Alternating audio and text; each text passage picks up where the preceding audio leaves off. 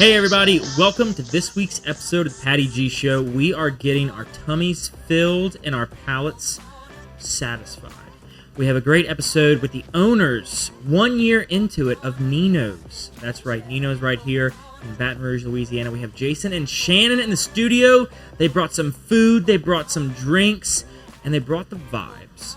So stay tuned for a wonderful episode coming your way, brought to you by Lakeman's Health Center, Falia Real Estate, PB&J Productions, and Cortex. Enjoy the show. I mean, what's y'all's background? How do we get here today to having food and drinks on the table in front of us?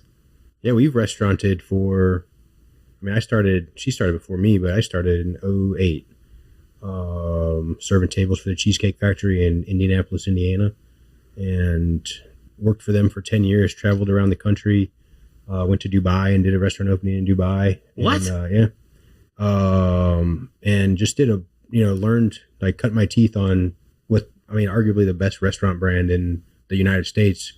And it was great. Just learned a ton, really got to, experience great leadership, got to experience poor leadership, got to experience awesome openings and poor openings. And then, left them, went to work for another company called Cooper's Hawk, eventually made my way to BJ's Brewhouse, which is actually what got us to Baton Rouge, and then Walk-On's Building 5, and now our own thing, which is pretty legit. Yeah, she's got something similar. Yeah, so it's funny because there's quite a bit of our resume that looks very, very similar, but I really started, so I was born and raised in Ponchatoula.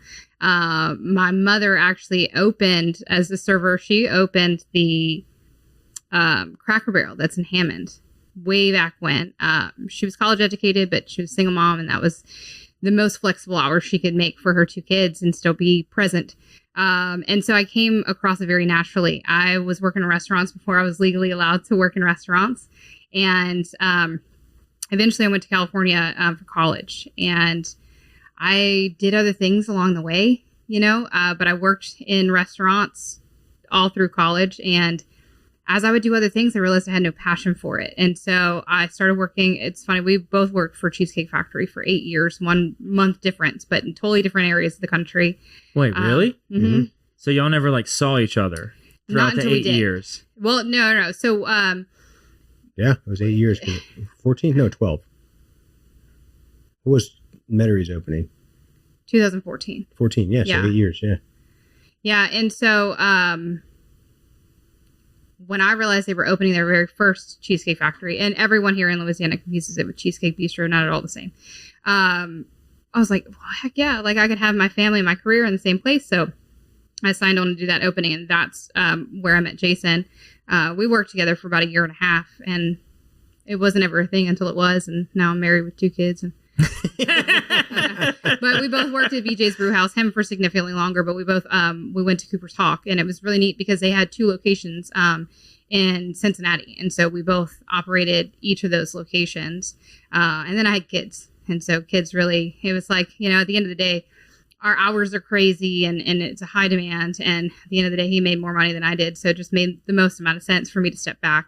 So I didn't work for a little while, and then I got really stir crazy because I'm a workhorse. And so I went back to work just 3 days a week. 3 days a week, serving tables again, and it was glorious, and I absolutely loved it. And I opened Proverbial. Okay, yeah. A Citigroup restaurant. And then from there, they found me and asked me to open Supper Club. And so I opened Supper Club and then helped do the concept creation for Colonel's Club. And we just kind of hit a point where I'm like, okay, we've now done the gambit for everyone else, from fine dining to high volume dining, scratch kitchens, all of the things. When you have kids, it's there's a lot of security. As long as I keep numbers good and I'm running a restaurant, I'm going to get my paycheck. And when you have kids, that's security that you need. Right. And I guess we got to the point where we were just kind of willing to be homeless. You know what I mean? What? We were. It was. I was tired of doing it for everyone else, and yeah. Being a female in this industry is not very easy as far as getting up any kind of corporate ladder, and it was kind of enough was enough. I was at a breaking point where I'm like, whatever it is that we find to do next, it's going to be ours. Yeah. Man. So she was willing to be homeless. I mean, Oh, yeah. you No, sounded like I'm you weren't not- quite there. I'm not that kind of dice roller. Like, I am a calculated risk taker for sure. And yeah, so, and I mean, it was really Shannon the entire time that pushed the this, we got to do something else. I had separated from my time as general manager at Building 5, and that was in April of 24.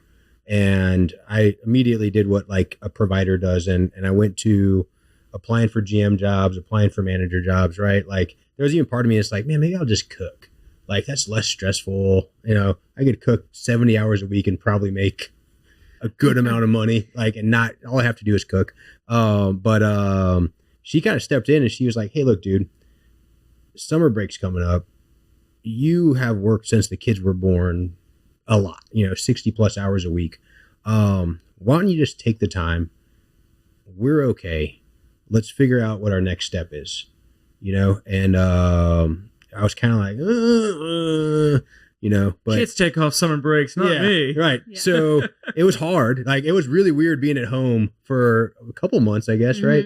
And How do you do that, by the way? Yeah, it was challenging. It was like I was going kind of crazy. Like, but I got a lot of stuff done. I was gonna say, like, the house looks totally different now. And I feel like that's what like everybody was doing during COVID, though. Like, we were all staying at home, but like to do that again, I'm like, I don't know if I Well, can. in that case, See, I didn't even get a he COVID. worked I was all through working. COVID. I was working double. Like, I went from 60 hours a week to 80 hours a week during COVID because we didn't have staff. Right. So I was a line cook and the takeout person and the hostess at some point when we allowed to have people back in restaurants and so it was always a grind. So she was just like, dude, we're good. And I took the time and it was crazy. Like, I still definitely went on Indeed and all the job sites and like looked regularly at like, all right, what's next? And no, we were getting ready for bed, and one night, and Shannon was scrolling a brokerage site, and she said, Jason, what restaurant is this? And she read this very convoluted description of a restaurant, and I was like, sounds like Nino's, but there's no way. And she said, but what if it is? And I said, it's not. Don't worry about it. And she said, no, but what if it is? And I said, I mean, if it is, I'll go get the money right now and let's make this happen. And it took us a little while to get a meeting to, prove financials and do all the hoops. And yeah, man, sure enough, it was Nino's, and we got to sit down with Elton and Randy, and I think for them, it was finding a couple who they were willing to hand what they were passionate off to, as much as it was for us putting our hands around something that we were passionate about. And it was kind of a no-brainer. I mean, it was awesome. So yeah, so she's, I mean, again, like, she's the drive behind, what Nino's is and what we are. Like, yeah, I work and I get dirty and sweat and do all the fun stuff, but yeah, Shannon was the backbone behind everything. So it was pretty good. Yeah. I mean, when you work with somebody as long as I worked with him and just, even so, because we both are in the same industry, even when I wasn't working, he would come home and bounce ideas off me or vent or celebrate wins and things like that. Like, I had nothing but faith in his ability, and that taking that risk wouldn't leave us homeless. And at the end of the day, I think, it was kind of a wild ride for me because I had stepped back for so long and then kind of got thrust into opening a restaurant in a way that I was not accustomed to opening restaurants. And it really made me come to terms with my own cap on what I thought I was capable of, or like where my skill level lied. And I proved to myself that I was capable of a whole lot more than I even expected. So given that, I felt like it was a pretty good calculated risk, and it wasn't quite the same as opening a fresh concept. People already knew who Nino's was and fell in love with it. And it was one of those things, if we really could wrap our arms around it and embrace it the same way the community has done and help put a little life back into it, I felt like it was absolutely no brainer. Yeah, that was kind of the most, while we were kind of in the process, NDAs and all the fun stuff, but we would always just ask people like, hey, have you ever heard of Nino's? Just very casually. And the most common response we got was like, oh man, that place is delicious. I forgot it was there. And so it was kind of very clear that like, okay, well, we just need a little, again, like Shannon said, like just breathe a little life and a little refresh and a little reminder to the community that like, yeah, we're here. Our food's great. And, we do, fun really well. And then I think we just kind of did hospitality the way that Shannon and I have always done hospitality. And I think that kind of resonated with people, because in Baton Rouge, there's 1,000 great restaurants. You know? I mean, it's awesome, and we don't eat at Nino's. We go to other people's restaurants and eat, right? I mean, we do eat at Nino's, but I'm pretty sure we have a reservation tonight. Yeah, we do. Yeah. But we eat at other restaurants, and there's so many great options, right? And I mean, as well as we do that, like, yeah, money's hard to come by, and it doesn't stretch at some points as far as you want it to stretch. So dining out's a treat, and treating people to something special through the food, through the hospitality, through the service, through the just ambiance and personal connection is what resonates with the community, and that's really what we tried to instill in Nino's and in our team. And like, I think we're always striving to be better and so on, but they're at a point where they understand who we are as people and as operators, and I think they echo that with the guests that come in our building. Speaking of hospitality, should we pour this man a drink? Yeah, you took the words out of my mouth. I was about to be like, we talk hospitality, we talk drink, we talk food. There's stuff in front of us. Let's make it happen. So what do we? So Shannon, he's away from the microphone. So you walk through us. What's happening? Yeah. So right now he's preparing our Aperol spritz and our limoncello spritz. So we are really, really fortunate, and I'm sure we'll talk more about that. We have a really incredible team, and so one of the biggest key players for us is Jamie McClure. He is really our cocktail creator, our bar manager, our master of all things. And so we really gave him some creative licensing. But we just recently took a trip to Italy, and I am now obsessed with spritz. It is the perfect summer drink. It is the day drinker, so you don't feel, it's not super boozy, but just boozy enough. It's cold and it's refreshing and all the things that it should be. Yeah, when it's 100 degrees outside in Baton Rouge, like it's a great sipping drink. Yeah, it's nothing better than the spritz. Yeah, so thanks for having me. Here, cheers to new stories, but existing templates. Yes. Yeah, absolutely. I couldn't have said it better.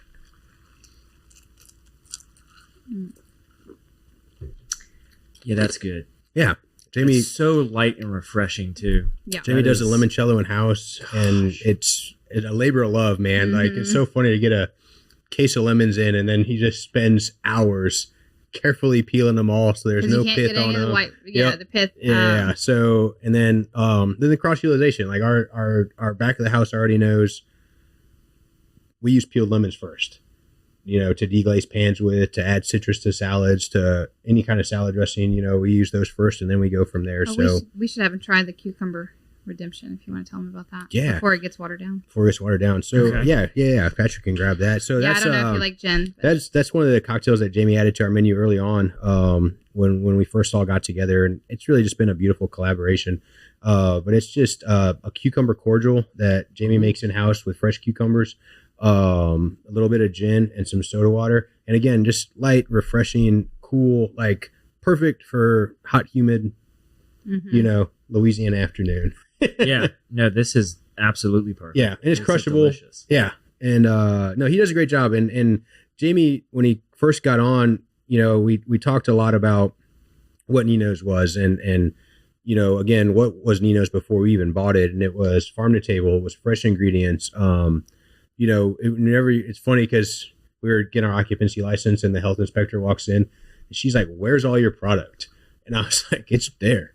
She's like, "Why isn't it not like, they're going to come in and prep today for service tonight, and then we're going to get new stuff, and we're going to prep it again tomorrow for service so there's again." not like a whole big we do freezer not section or anything like that. No, we have a freezer for ice creams. Yeah.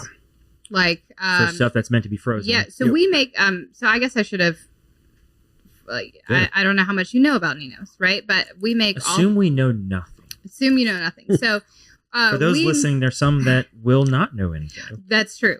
So we are a very tiny restaurant, but we're tiny but mighty. So we make all of our pastas in house. We make all of our breads in house. We make all of our desserts, all of our ice cream. I mean, down to vanilla extract. We make it ourselves. You'll make that in-house? In-house. If we can make it in-house, we are gluttons for punishment. We are absolutely going to do it.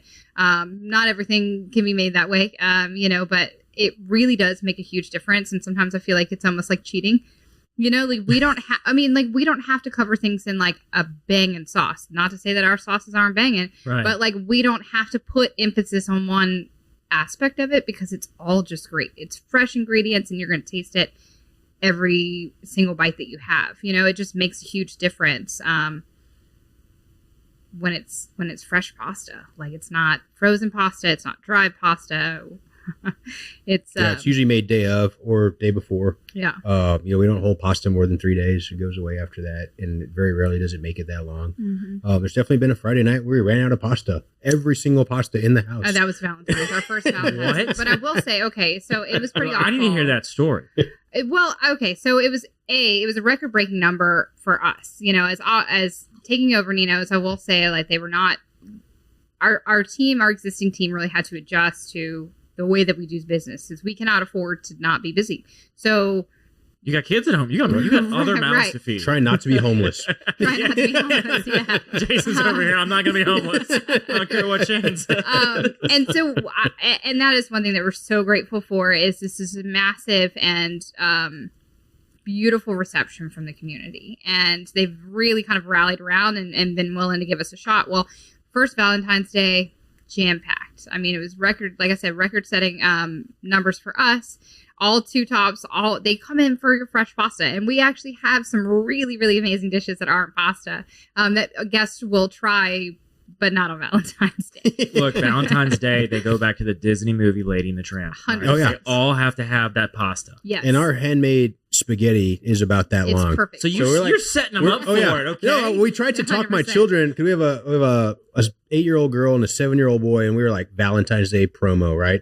And I tried to talk them into like, kids, I'm going to make the longest spaghetti noodle you've ever seen, and all I need you to do is sit on a table in a suit and a dress and start slurping from one end and start slurping from the other end, and we're just going to film you. And no, Dad, we're not doing that. Like, so gross, yeah. Dad. I feel like y'all miss an opportunity. 100%, 100%. Yeah. I But guess it's like, fine, you film Mommy and Daddy do this.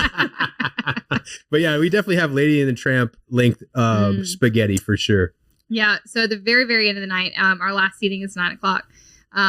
And it was the very last two-top table. No. We were out of all things pasta. And I'm not going to offer our guests gluten-free pasta or zucchini noodles. Like, it's not the same, and that's not why you came, unless you're gluten-free. So, I mean, I just had to grovel a little bit. They were kind of a young couple, and it's embarrassing, but at the same time, you kind of have to know what you get into when you're going to a fresh-made restaurant. It's not like we're going to go in the back and open a new box of pasta. And so I groveled, and pointed to some really great dishes that I thought they would love. And then I gave them a gift card to come back and actually enjoy the pasta. And they were actually really gracious and understanding. And the thing about it is, we were booked out weeks in advance for Valentine's Day. So this couple did not get a 9 p.m. reservation because they wanted a 9 p.m. reservation. Yeah, because that's what all of us available. And they were excited to come to our restaurant, and we let them down, And so it's just kind of being honest and being real and vulnerable, and knowing that, like, yeah, hey, we dropped the ball on you. This, we didn't think every other person before you was going to order pasta. Oh, it was so wild. This was our first Valentine's Day, and I hope that you'll forgive us, but we want to make sure you have a great time tonight, and then we'd like to invite you to come back. I think, at least in my head, what sometimes makes a difference as to who we are is, people are always kind of surprised that the owner's like there and talking to you, and I'm like, yeah, you determine whether or not I'm homeless. You pay my mortgage directly. Right. But that's the part that we love, and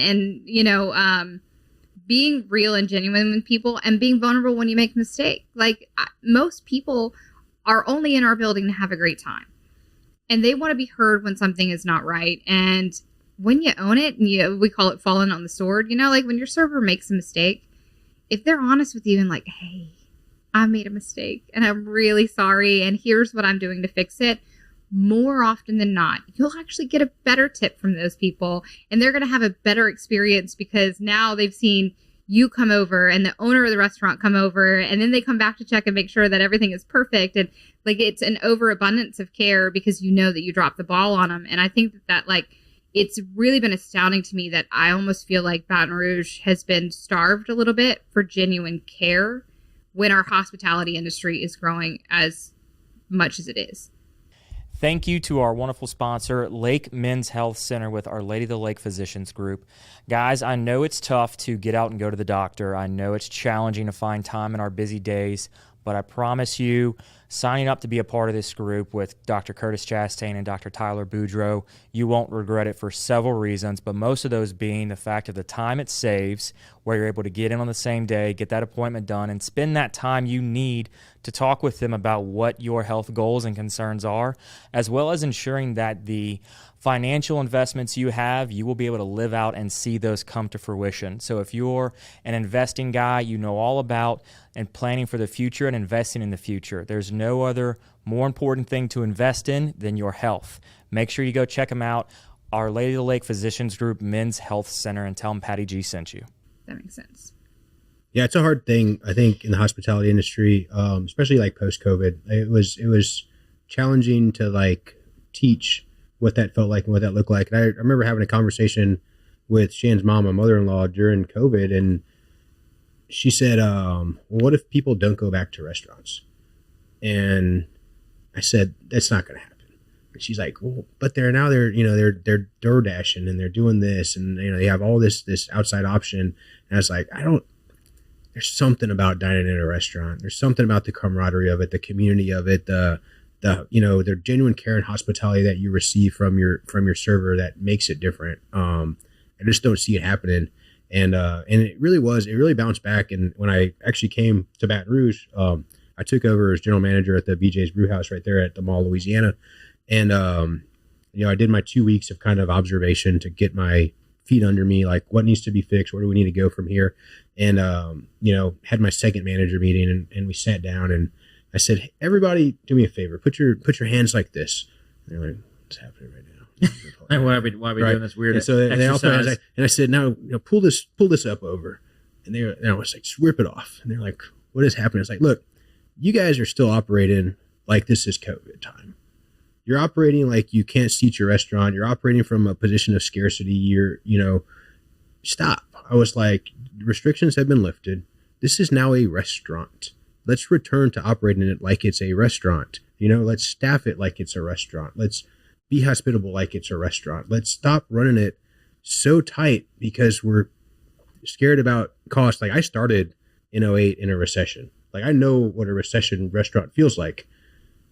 And that's what it was operating like. And I was like, stop. You staff and operate for the sales you want, not the sales that you currently have. Because if you don't do that, you're only going to ever have the sales that you're currently at. Because you're not staffed or positioned. You don't have the food for it. You don't have the people for it. You don't have anything for it. So once we did that at that BJ's in Baton Rouge, all of a sudden we're the top selling BJ's in Louisiana, over Lafayette, over Slidell, right? And I was at Slidell, so like I was number one there. And then all of a sudden we're competing with these restaurants in the Dallas community in Texas, which are monsters. And I went to my first GM conference there, and everyone's like, what did you do in Baton Rouge? And I said, I stopped operating from a level of scarcity and just operated a restaurant with genuine care, hospitality, staff, the appropriate amount of food so we're not running out of pasta, and all those things. And it made all the difference in the world. And I think that's it. I do really feel like COVID left such a impact on especially restaurant owners, small restaurant owners, which Louisiana has a ton of.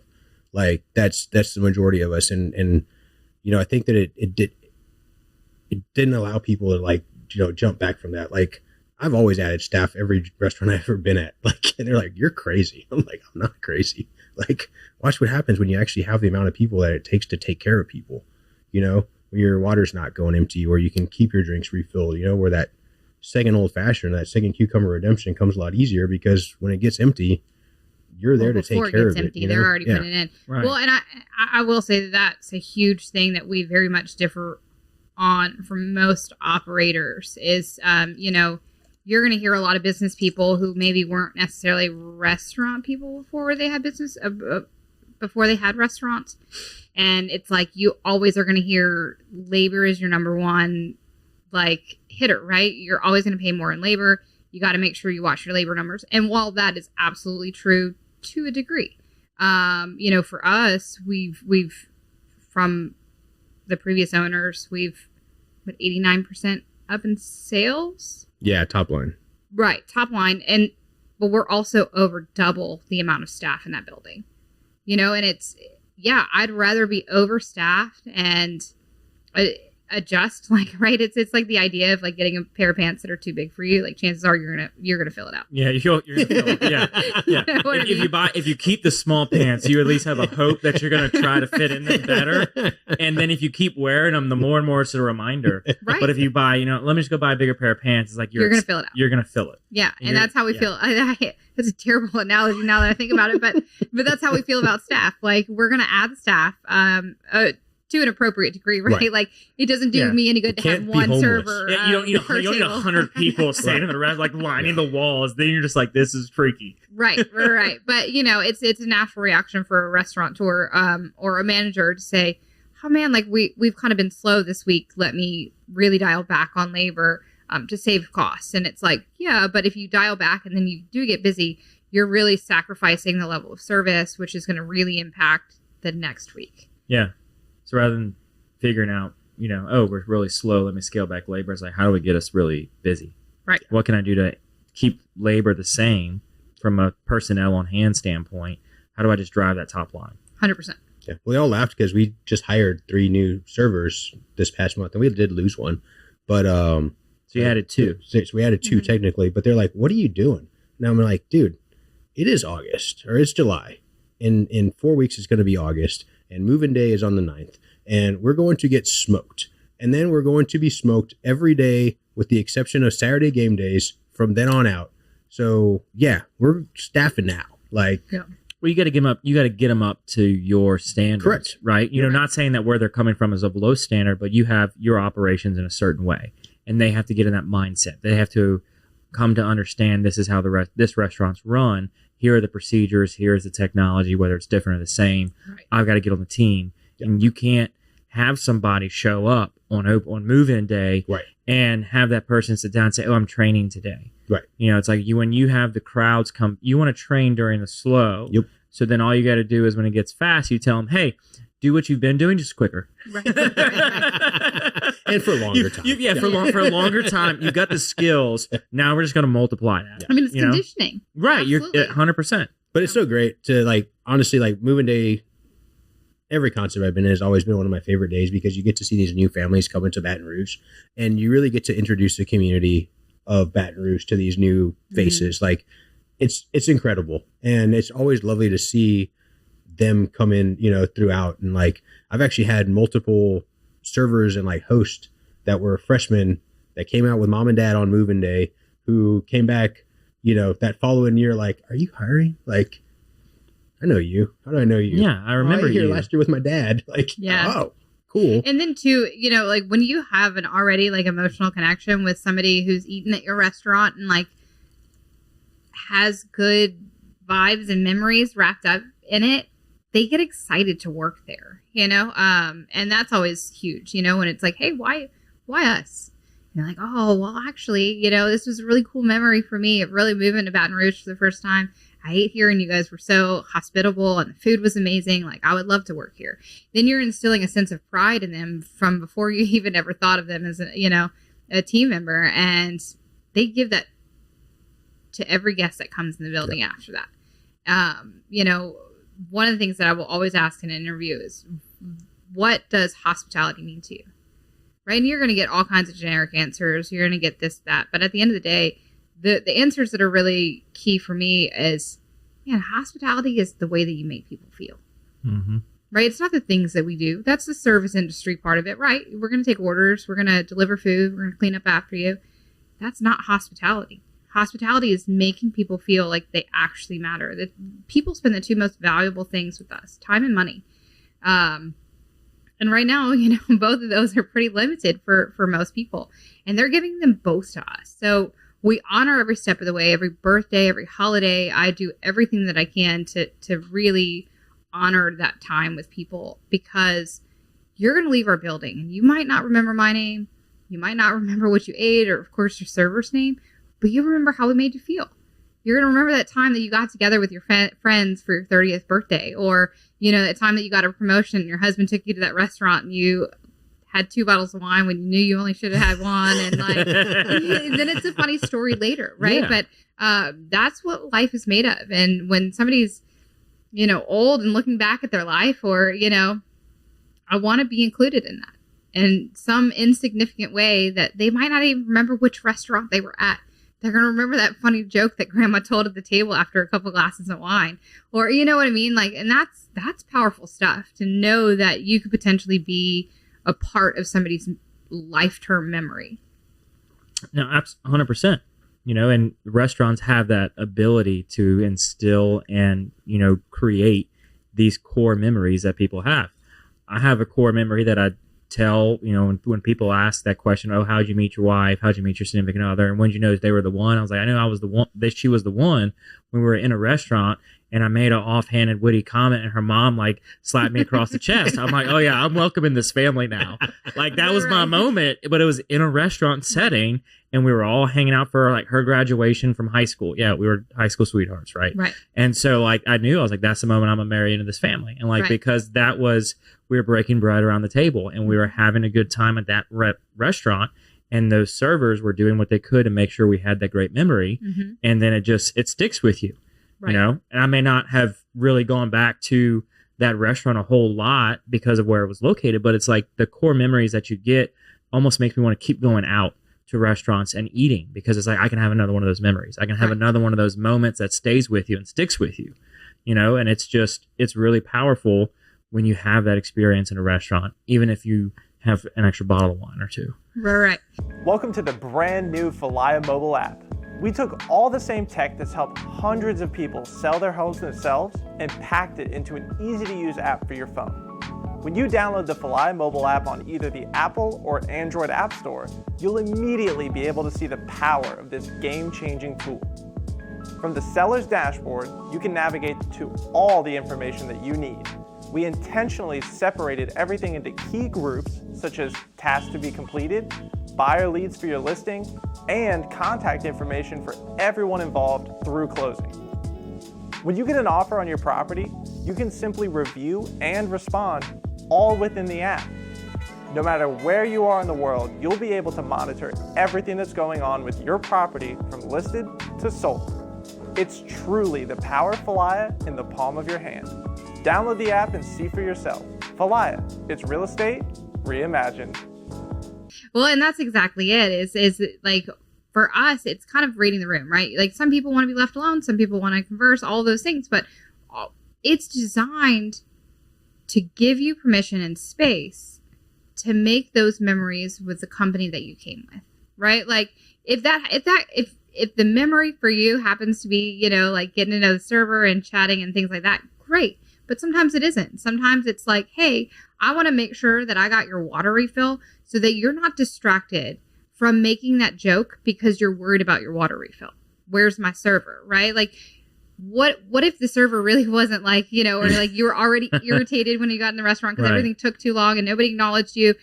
Would it have been a jovial occasion for you in that moment to make that offhanded joke and to be smacked by mother-in-law? Yeah. You know, so we're on the food bit now of the hospitality end, because obviously when you go to a restaurant, you expect good food. So you've got 2 different dishes here in front of us. Walk us through what they are. I'm gonna let Jason talk. Let me take that one. His food talk is sexy. I'm gonna let him do it. Thanks, babe. No, these are new additions, right? So these we call it summer menu. It's supposed to be spring menu, but we got in the super weeds at the restaurant, so it was a summer menu rollout. But the guy, hang on, there's a story there. Oh my god, hang on, there's a story there. Well, so I mean, here's the fun thing about ownership, right? So as a manager, you look forward to like, okay, like New Year's is going to happen, and then everybody's going to go back to the gym, and then your restaurant's going to slow down, and you're going to be able to breathe a little bit. And you know you're going to take a dip in sales, so you're going to adjust accordingly. You're going to run a little bit less labor, order a little less food, all the things, right? Make the smart moves. That was our game plan. That was our game plan.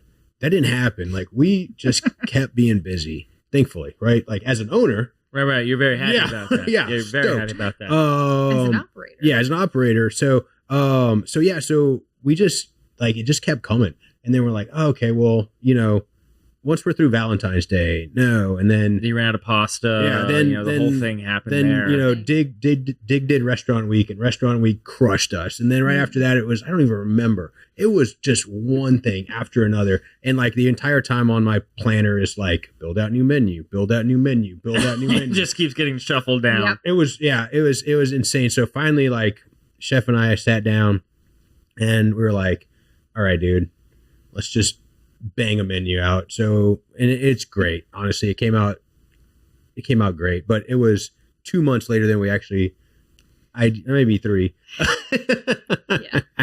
would have liked to have it. But no, there are 2 really cool additions. So this is our house made ricotta. So we make our ricotta in house. It's seasoned with a little bit of truffle. It's got some local honey on top. And then that's little Alabama peaches. We marinate or we macerate those in a little bit of sugar, some balsamic, some olive oil, and then a little bit of Calabrian pepper. So there's like a slight spice on those peaches that you'll get. And then it's got some chiffonade mint in there as well. And then the naan bread, we make that dough in house and then just kind of grill it up to order. And then the flatbread here, this is actually something that we had while we were in Verona that we really dug. It was just nice, fresh, delicious, great with the spritz. But that's our grilled naan bread. And it's topped with some prosciutto, a little bit of stracciatella, which is the inside of the burrata ball, so like the good part of the burrata, and then so house-made pesto, and then just a little bit of arugula seasoned with a little bit of olive oil, lemon juice, salt, and pepper. Light, easy, refreshing, peppery. Just a really lovely summer dish. I mean, I do imagine that now is time. Well, hot weather dish. It was so funny because we Would built you out. imagine that naan all nice and Oh yeah, warm yeah. and Nice fluffy, and warm a and little fluffy, like and less chewy No, than when it's that is phenomenal as it is right now. Yeah, okay. But Like, that is so like truffle is one of my favorite flavors. Yeah. Like Made of my own overall, heart. it is like that's what we're putting that on as many starches and as many dishes as we can in the Yeah. house. And my little boy, he's like 3.5, and he loves. Does he? I love him already. He loves gnocchi with truffle oil and a Nice. little bit of Parmesan cheese on top. This should be my son. Like What, Grace? he's I like my son. like he's sitting there and like that's the first thing he eats. Like you serve up like like we have Sunday dinners. We'll have I'll cook. I have like a nice dinner on Sundays. And I can't get my son to eat anything but sausage. Oh no, he's over there. He's I'll do doing like better. this past Sunday we did like a ribeye, peas, and gnocchi with truffle oil on top. And that's the first thing he eats. He eats all the gnocchi first. He's like, Mommy, Nice. Dad, I want more gnocchi. And I'm like, no, like eat your meat first, Right. and eat some peas, and then we'll work and we'll get you some more gnocchi later. But it's like Right. he just loves it, absolutely loves it. And then I've got my girl who's just a straight up carnivore. She's just How we always had delusions of grandeur with parents. So like we're like, oh, because of who we are, our kids are never going to order off the kids menu. They're going to be foodies with sophisticated palates and blah blah blah. That's all bullshit. To be fair, we went to Ruby Slipper yesterday for breakfast in Orange Beach, and neither one of my kids ordered off the Kids menu. kids yeah, menu. But They got full adult meals and ate all of them. And Shannon and I split an adult meal, and we're like, but they're Okay. seven. They're Metabolism, 7 and 8. right? They're 7 and 8. They got the But metabolism. it's not like they were bougie, like or like I mean, it was a no, BLT. it was a BLT and and some. stuffed French stuffed toast. Like, of course, That's pretty bougie. What are you defining as bougie? It's I don't stuffed know. French toast. I worked at supper club where like there was this like 8-year-old kid who I don't need my kid to eat this, but like he would come in and get the caviar and just eat it with a spoon. Oh yeah, his dad was a brain surgeon. Okay. Yeah, so I guess they could afford to do I that. think we know who this is. I think we know who this is. No, but We had dinner with the family. We could vouch for they it. were great people. That is not my attempt at shit talking. They are absolutely lovely people, and I'm like, and he was always like so dapper and like lovely. Anyway, but Maybe it's not the same people. oh no, I feel like they were like anyway, I can tell you his name later, but We'll get to that later. yeah. But anyhow, yeah. But like, I don't need my kid to eat caviar, but like, could you eat a potato? Like, you're Irish too. Like, we're Italian. Like, So that's the thing. My kid does not like potatoes. He likes gnocchi. Loves gnocchi. That's funny. Our kid, we called we. I'm like, yep. He's like, more gnocchi. We're like, it's gnocchi. Yes, we're not gonna get to the no, we can ingredient. relate with That's the it. French fries. Elijah wouldn't eat potato fries. He would only eat French fries. And you could only, yeah. Like you just had to call them French fries. fries. And it'd be this. But if he was in the car and like a French fry broke open and he saw that there was potato in it. Oh He no! would be so upset, and I had to, honey, like, Mom, these are potato fries. yeah, like sometimes a potato fry ends up with your French fries, kind of like the onion ring ends up in the batch. Like, it's just a little lagniappe. Like, it's fine. Don't eat it if you don't want it. Like, the rest of them are fine. They're all French. They're not potato. They're just French. They're like, I'm not even kidding. It was a fiasco. They're French fries. No, we had to get little construction toothpicks for burgers. I had to cut them up in like little slider bites and put like the little toothpicks in there for him to eat a burger. That's adorable, though. So, that's fancy. It worked. He ate the burger. I can one up this one at least. So my daughter is the adventurous eater, and she likes sushi, and so we were all having sushi, and brother was feeling left out, and so my obnoxious husband, who's like a short order cook at home and ruins my life when he's not home because I am not a short order cook, he makes my son a hot dog sushi, like pounds out the hot dog bun, like thinly sliced the hot dog.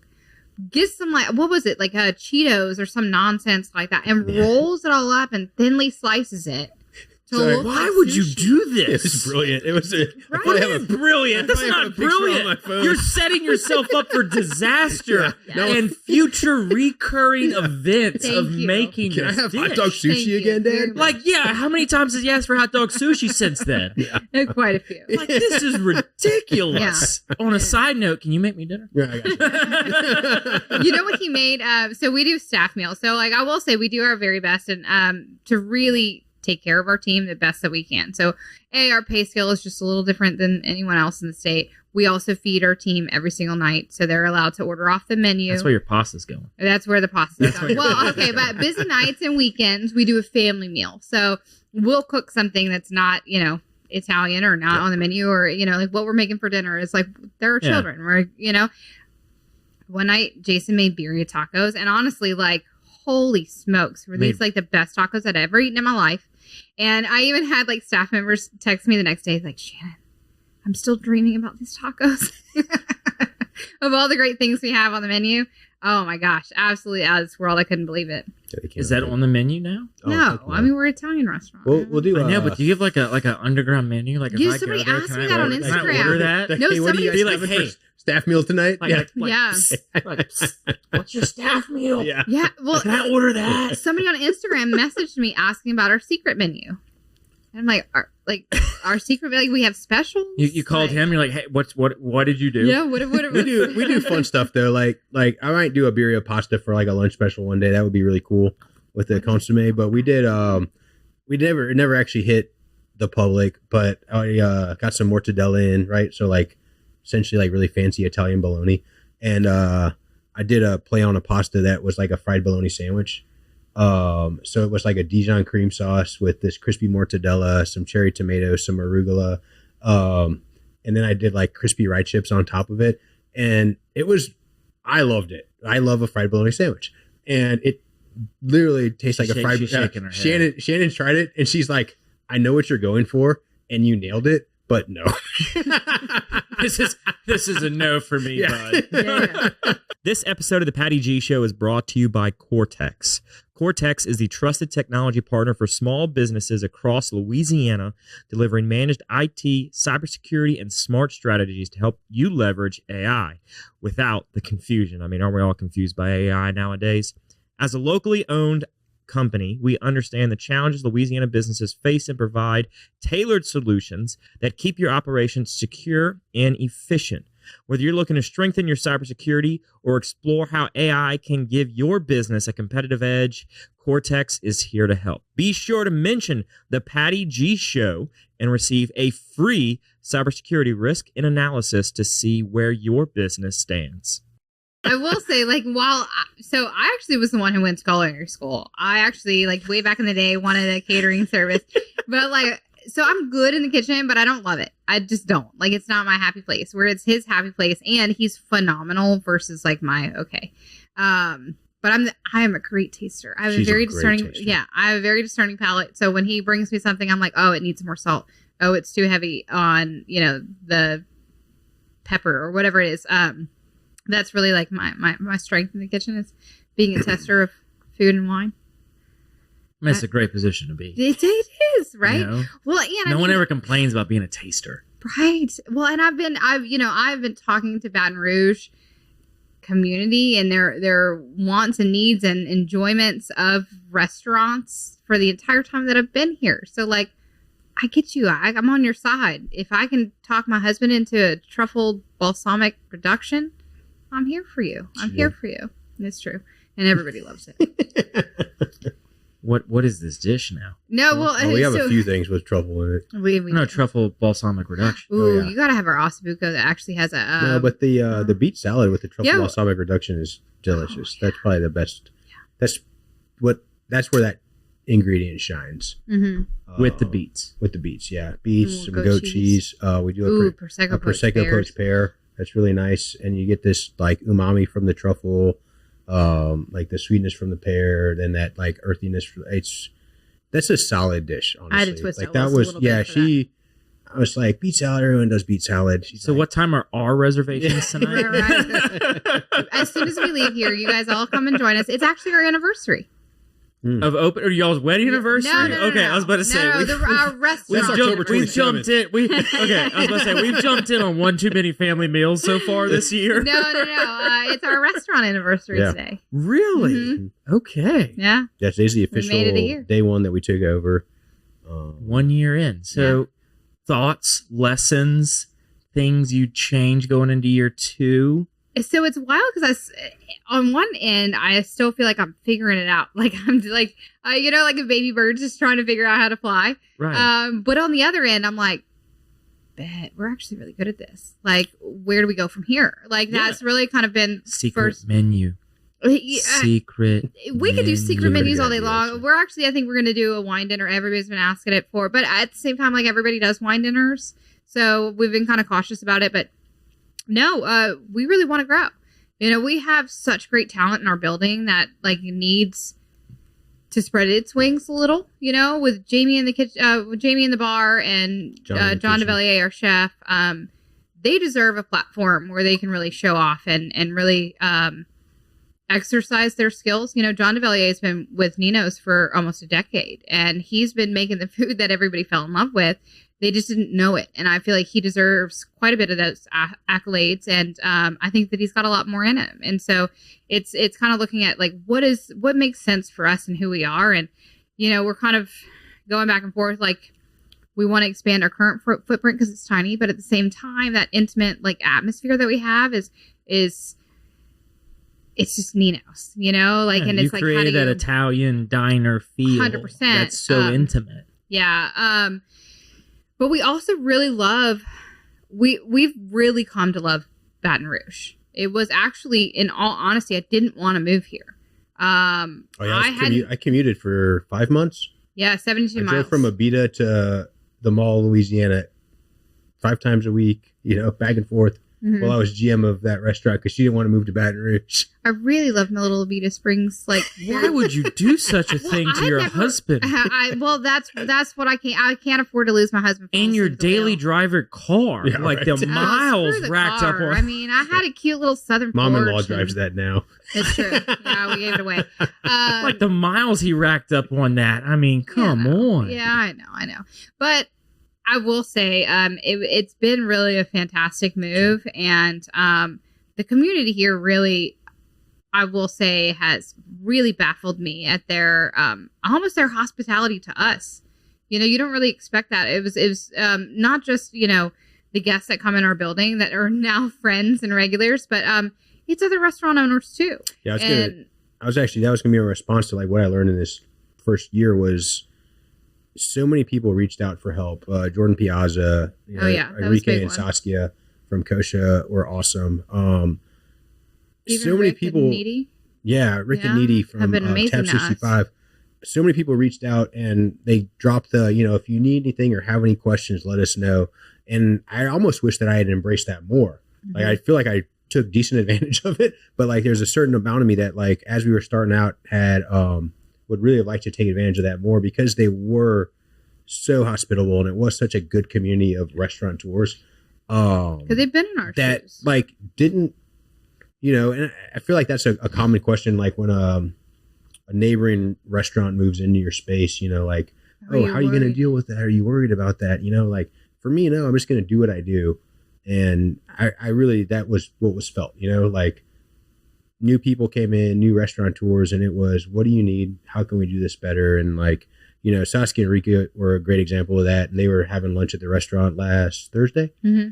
And, you know, they were just so like gracious, you know, like you guys have done so well. Like the food was amazing. The space looks beautiful. Everything you've done has been incredible. And they have such an incredible restaurant. So when people like that tell you, you know, you're doing good. Like it's like the pretty girl telling you you're pretty. Back, you know? Yeah, when like the model is like, "Oh, you're so pretty. I love your hair," and I'm like, "Like me? Like what?" So for me, that was like, I wish I had taken. So I would tell somebody, you know, regardless if it's a restaurant, a business, whatever, like those people who have done it and they reach out and they're gracious enough with their time and their energy and so on, like don't take advantage of it, but take them up on it. But leverage it. Take them up on it. Perfect. Yeah, that's the best way to put it. Yeah. Because I would love to be that, you know, as a GM, whenever anyone asks me like what's like my goal, what type of GM do I want to be, like I always would say I like to be a developer of people, right? So like if you work under me, I'm going to try to teach you everything I know and take the good, leave the bad. But you know, hopefully I develop, you know, when I was working corporate, like that was my goal, was to have just like this, like, you know, awesome list of GMs who are kicking butt, you know? And, I still feel like I have a pretty good, awesome list of people who are kicking butt on that corporate side of it. But yeah, take them up on it. Like, you know, I hope that when, you know, we're 5 years in and we've learned from our mistakes and figured out what works well, that someone will take us up on, you know, our time, because it would have meant a lot at certain points. It seems like more of the family-owned restaurants, you know, kind of the Saskias and Rikes of the world are looking more like to have a community of restaurateurs and, you know, small business owners and things like that. Like it's really like, I mean, the boys that Eat the Boot, they've been so amazing. And you can tell that like, that's what they're after. You know, they're after building up small brands and making them actual brands and not just one-offs and things like that. Like, that has been a really sweet surprise of Baton Rouge. I knew already the guests and the eaters of Baton Rouge are amazing people. Those are the people who, oddly enough, have like maybe followed me from one restaurant when I was serving at, you know, a Proverbial to managing at Supper Club, and now they're thrilled to be at Nino. It's like I already knew the community here was great. I really didn't foresee what a supportive crew was around, like restaurateurs specifically. And so I don't know, I think that we really want to be a part of that and supporting other restaurants the same way, you know? I don't know. Man, she just gave Eat the Boot a big old shout out. Oh, I love it. Friend of the pod, past guest of the pod. Oh, yeah? Like, man, we gotta let them know, you know. Eat the Boot got the good shout out. Like they're funny, they're fun to be around, and they're good people who like do things for all the right reasons. Like that's, you know, it's wild because I mean, maybe Tony's worked in a restaurant. Like I don't think these people are actual restaurant workers. You know, usually you don't get that level of awareness from people who haven't worked in the industry, and yet they're like, man, I really love eating out. I love like the culture of it. How do I support it? I think that's probably the most badass thing ever. You know, you would get like something like that from people who have worked in restaurants, see how hard it is, see the labor of love, yada, yada, yada, et cetera, et cetera. These people don't, but they still want to like show up and help people like me. Like, well, I never did anything for them. Like I made them a good meal, but like I didn't deserve it, you know, and they've come into our restaurant. They hosted a blind dinner at a restaurant. Like they're here supporting us and cheering us on in a way that we don't deserve. You know, like you say great food and like taking care of them. Like if that's deserving, I struggle with that, but they're just good people who do good for restaurants. Like they're funny too. They're pretty honest dudes. We did, Tony loves our panna cotta, and, I wasn't working on it. I was trying to figure out something for restaurant week, and I was like, I'm going to do a Negroni, but in a panna cotta. And so I'm taking this like classic bitter Italian cocktail and trying to work it into a dessert, right? And so I did this grapefruit panna cotta with a little bit of amaro in it, and I did a rosemary almond caramel on top of it, and I rushed it because I just wanted to taste it. I wanted to see if this was going to work out. I didn't plan on serving it to anybody, but Tony came in that night and saw him at the table, and I'm like, serve it to him. yeah, I'm going to give it to him. Give him the right? opportunity And to so- we do taste test And on so them. we send it out, and he's like, man, okay, this is weird, but it's really good. Like I could see where your idea's at. All the flavors are good. He's like, but it's a little grittier than your normal panna cotta. Yeah, he's like, and it I needs said, work. yeah. Well, no, I was like, dude, I rushed it. I wasn't trying to make it perfect. I just wanted to get the flavors of it. So I didn't let it drop to 150 before I incorporated the gelatin and get all technical on him. And he's like, okay, so like your panna cotta is like the quintessential. This is like here. I was like, thanks, buddy. But You need to But we pump those rely levels on up a that. little yeah, bit. You know? yeah. He goes, I can see where like you're just execution on it. And I was very honest, like, dude, this was just a taste test job. Like, Right. it's a little grittier than our normal panna cotta. It's not as smooth because these steps, A, B, and C. And he was cool. And I love that. I also love that we can drop off a dish. They can try it out and give us honest feedback, and, Yeah, it was like they came for our very first like lunch. We had like a little private luncheon, and I was like, hey, like we're really looking also for feedback. Like, if we send you out something and you think it's shit, like I want you to tell me. He's like, yeah, I'll tell you the second that you send me something out that's shit, but you never have. So like, I'm like, all right. I was like, Then but- you're good. Yeah. But I was like, I want honesty. I want to grow. I want to be better. And that's even with our challenging guest. I mean, that's where you have to take that from, right? Like if Your there's opportunity guest. 100%. But if there's a complaint, like, A, let me know, because I don't want that to happen to anybody else, But yeah, I mean, there have definitely times that we've had to tell them like, no. we're here to listen. I mean, that happens sometimes. There's always like to a degree, right? Yeah. Like and I'm always the first person that's just gonna be like, if I eat something and something's wrong, I'm just gonna be like, they comment, how are everything? Great. Yeah. I'm just Oh, no, I gonna don't want that. stomach it. Nah, But then like there are times where I'm like, okay, that there was something really wrong. Like if there's something really, I'm like, look, like this steak was not even, this steak was not even rare. This steak was like still moving. Well, And we ordered medium. Like we Yeah. there's a like you misjudged what piece of meat you took off the grill. Mhm. That's it. Like that's Right. all that happened. Human mistakes happen. Yeah. Absolutely. And we would rather know about it right away and have an opportunity to fix it and still save your time, that kind of thing. When I was doing Cheesecake Factory openings, they always said people are going to complain about the lights and they're going to complain about the it being music, cold. Yeah. And was it Lights music? and cold? Yeah. Like Lights, cold, and music. Lights, cold, and music are the three complaints that you're going to hear about. And they always tell the managers, there's nothing you can do about it. It's exactly how we want it. Like everything's run by a freaking computer board, Right. It's exactly how we want it. Any other complaint that your guest has, you need to hear them out and make sure it's good. And not that you don't hear them out. Like you hear them out, but Yeah. But we do also train our staff on that. Like, hey, because we want you to create great relationships with our guest, A, hopefully they feel comfortable enough with you to tell you that something is wrong. But B, they also might like you so much that they don't want to tell you something is wrong. So if they don't eat or drink their cocktail, specifically ask, did you not care for it? Or did you just get full? Right? Because like, you don't want to be the Debbie Downer. Oh my gosh, my server is so nice and so sweet, and like everything else has been so good. I don't want to say anything. Wonderful, yeah. Right, and that's not what we as owners want. Like we really do want for you to love what you have, and if that means us making you something new or sending you home with something or whatever it looks like, we want to know about it. Yeah. Because it's much harder. Like, I mean, honestly, when you leave my building and you're like, oh well, I went there last Saturday and the steak was overcooked and dry, and the vote. I'm sorry. I'll communicate that with chef. Like, I'll make sure that we keep a closer eye on something. But like for the most part, there's really nothing I can do. We're not some big corporate restaurant that's going to send you out a gift card, like that kind of thing.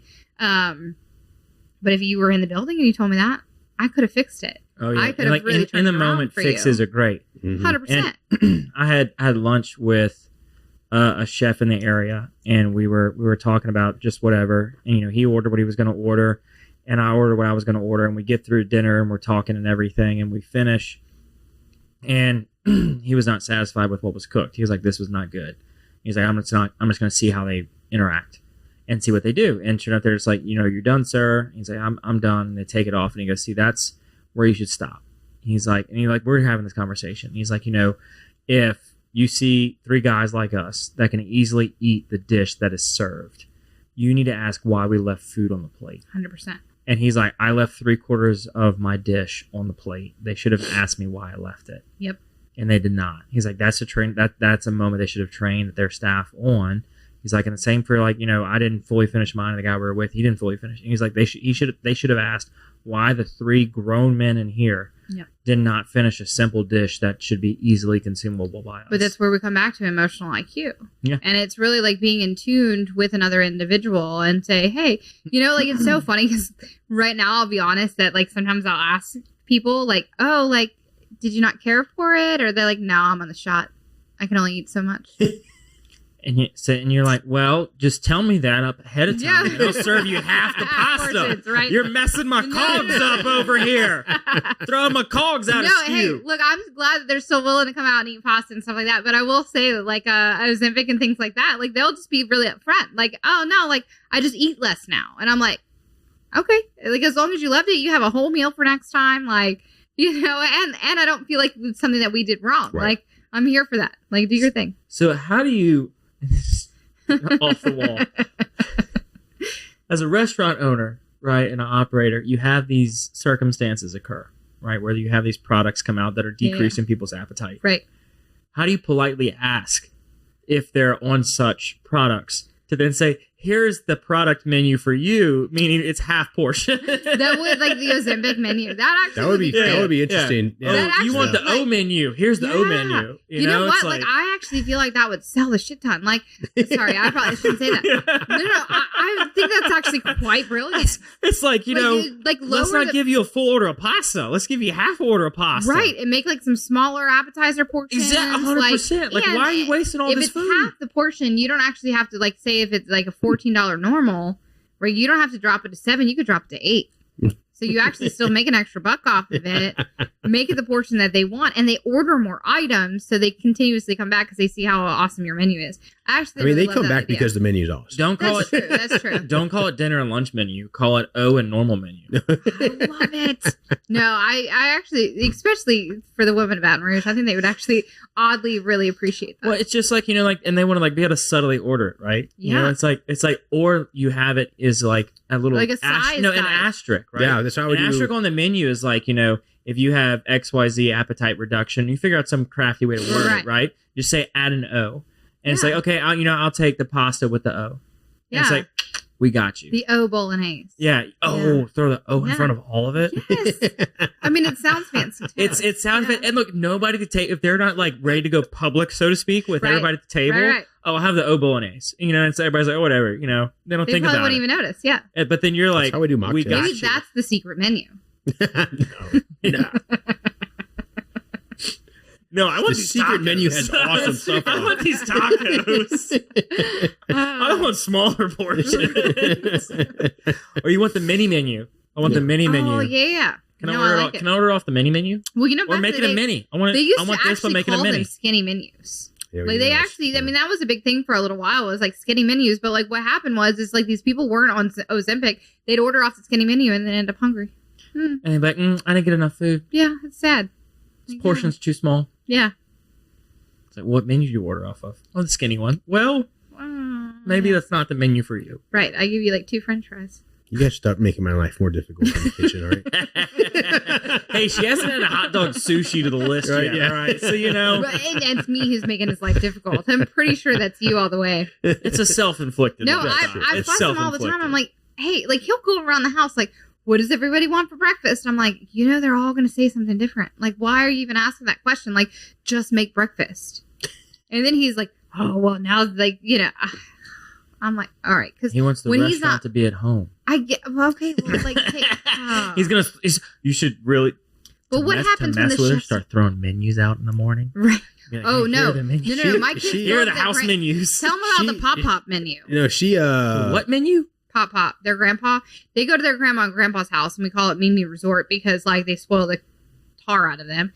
And then my son tells Pop-Pop that he needs to have a breakfast menu so that like he can just like tell him what he would like that morning. Oh yeah, and that's the Pop-Pop menu. Yeah, that's my fault. But I mean, let's be real. We were having hamburgers and hot dogs on Saturday, and you were like, "I'd like a grilled chicken sandwich."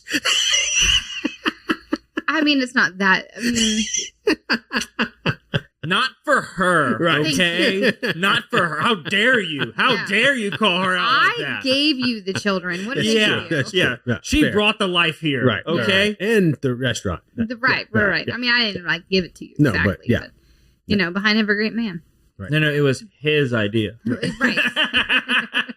You know, I had a whole career of his ideas. I didn't actually mean yours. I mean, Like, just in general, men for that I sure, worked with, for yeah. sure. I was like, oh, I'm so glad you thought of that. Honestly, that was such a big catalyst behind like, okay, enough is enough, and I want my own damn restaurant because I'm so excited. Like, the people who take credit for your ideas are like, they'll shoot down your ideas and like 2 months later present it as their own. I'm like, oh, you're so brilliant. I'm so glad you thought of it.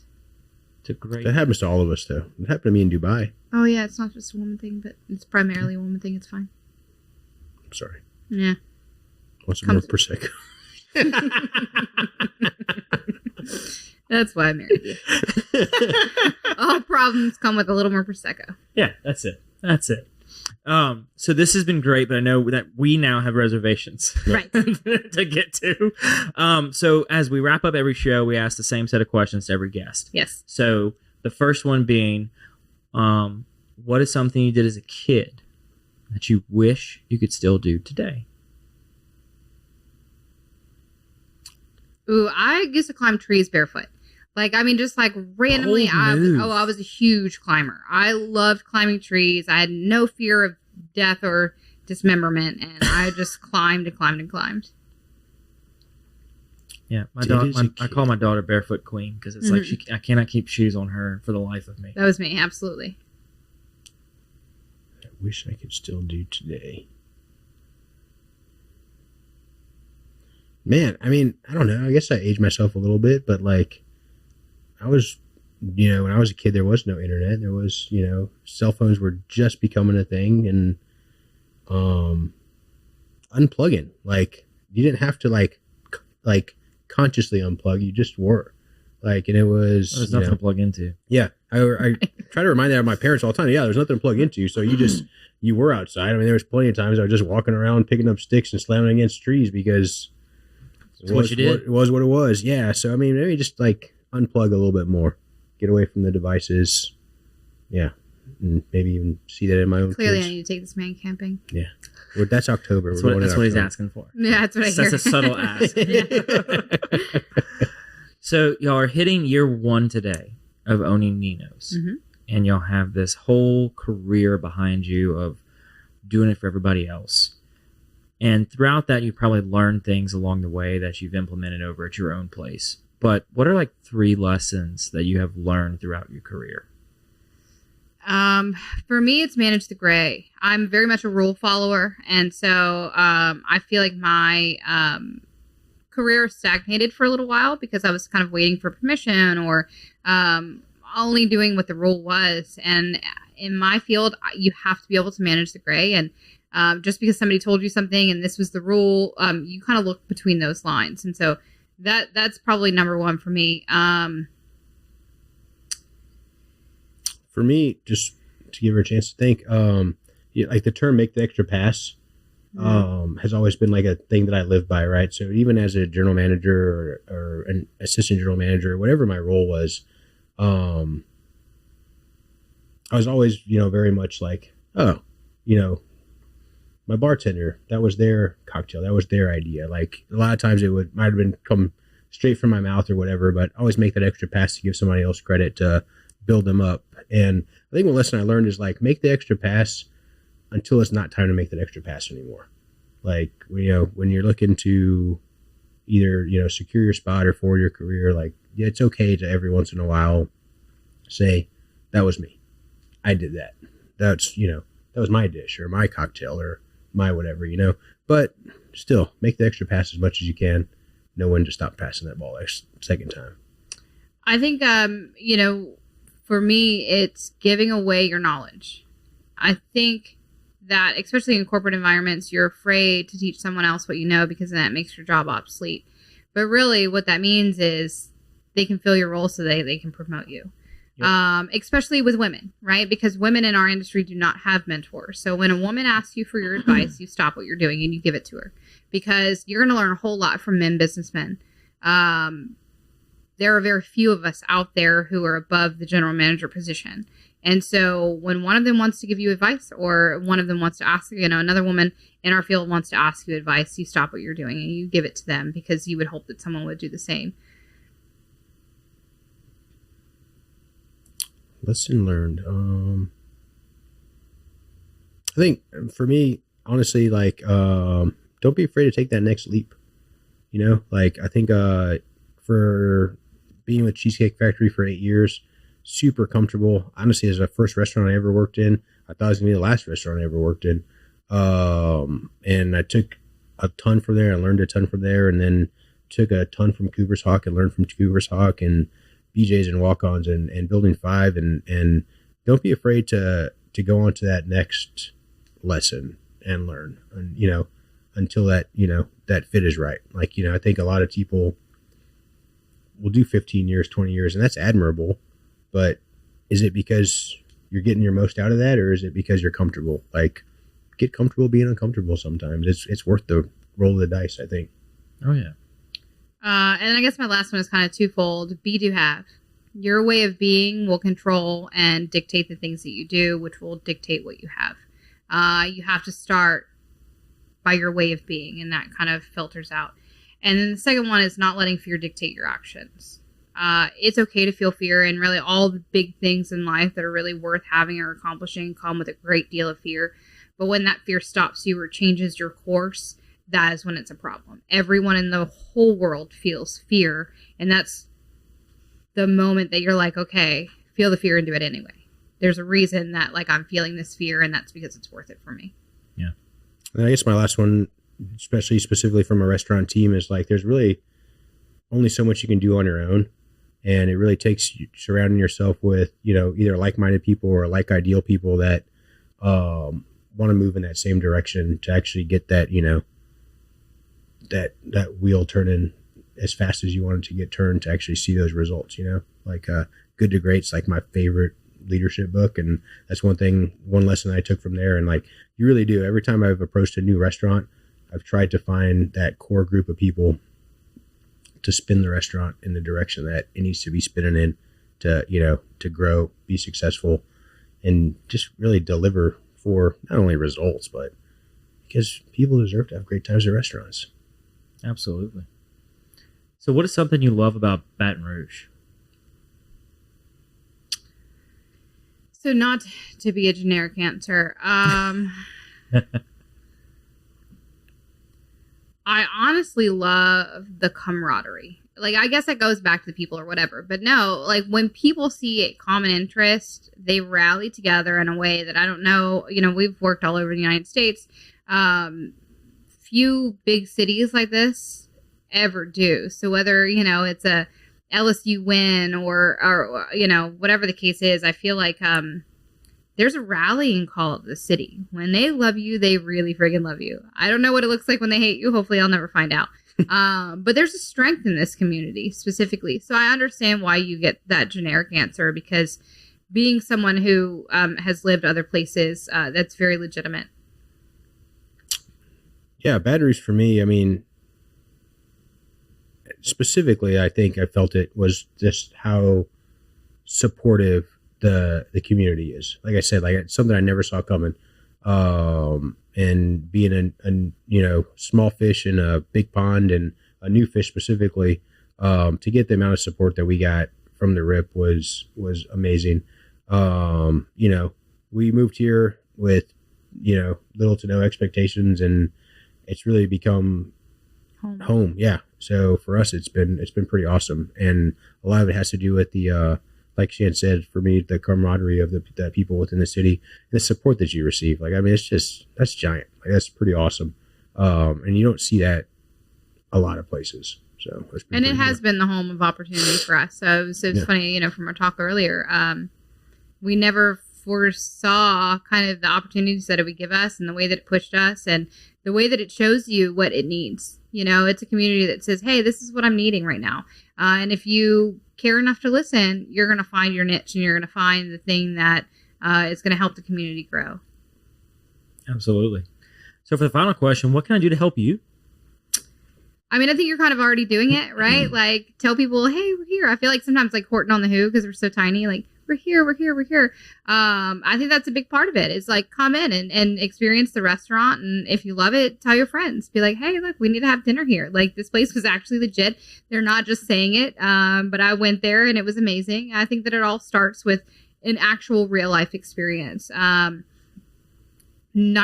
of our guests, you know, as they never had a social media presence before, and we've been really fortunate that, like, not only do we have one, but people have come in and really liked us and like reposted about us. 90% of the people who come in our building came in our building because their dental hygienist came and wouldn't stop talking about it, or their, you know what I mean, like their realtor was like, oh my gosh, this is the place for you. And more often than not, those are the first time guests who will now become loyal guests because we give a shit about them. Like, that's really that simple. Like, we care about them and we're willing to, like, put the effort in to make sure that their meal is amazing. So, yeah, come on in. Bring your wife. Have a date night. Bring the kid. I got some... I mean, I don't know we have banging gnocchi. We do have banging gnocchi. And we love kids. You know what I mean? Like, those are two wins right here in my book. I don't have, like, a separate kids menu. We have some kids items, but it doesn't sound like he needs it yet. Yeah, we just... but, you know, we have 2 kids of our own. So we want you to have that date night and we want you to be able to make those memories. So come give us a try. You know, it starts with you. Obviously you have an audience, but like anytime that you ever put the word out there about us, I want it to come from a real and authentic place because you've eaten there and you loved it. Yeah, I would say that's the big thing for me is, you know, just put us in contact with like-minded people who we can help them and they can potentially help us, you know, whether it be local farmers or ranchers or if you know, like a really bomb concept for sale that's like small, but like we can get behind, then like maybe that's a thing. But yeah. You want to buy concept? I mean, we really loved what we were able to do with Nino's. Yeah. You know, granted, my family is Italian. It wasn't like on the top of the like cuisines in the world. Yeah, we were like, kind of building out our own thing for a while. And then when Nino's happened, it was kind of, you know. But you've seen these like great, iconic kind of Baton Rouge concepts just go under or, you know, like sell to some foreign entity somewhere. And it's like, well, we might could help. Like you know, like it's kind of what we do. We would really love it. But it does need to be a concept that we could get behind, something that's like real and genuine. But yeah, I think that might actually be the best way for us to grow moving forward. I haven't. We'll chat after. Yeah. Well, thank y'all for coming on. I know that we're gonna dig into this afterwards. Yeah, so thank y'all so much for sharing your story. I'm excited to go eat there. Yes. And kind of, you know, get another flavor added to what it was. Yeah. So it's exciting. Thank y'all so much. I appreciate it. Yeah. Oh, thank you so much for having us. It was actually quite a lot of fun. Well, good. We've got, you know, a lot more champagne and everything. Yes. So we'll get to that. So thank you everybody else for listening or watching, whatever platform you're consuming us on. We'll see you next week on a new episode of the Patty G Show. And in the meantime, go get dinner at Nino's. See y'all.